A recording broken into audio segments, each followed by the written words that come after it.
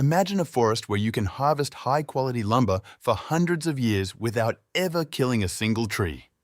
It sounds like a fairy tale or some kind of futuristic technology, but the Japanese actually figured this out 7 centuries ago.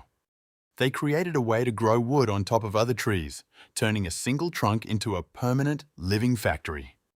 This is the story of Daisugi, a brilliant ancient method that might be the smartest way humans have ever interacted with nature. If you go to the mountains near Kyoto, Japan, you might see something that looks like it belongs in a fantasy movie.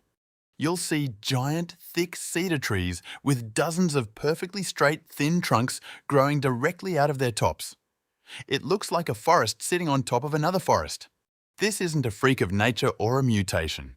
It's a carefully managed system that has allowed Japan to produce timber for 700 years without the need for clear-cutting or deforestation.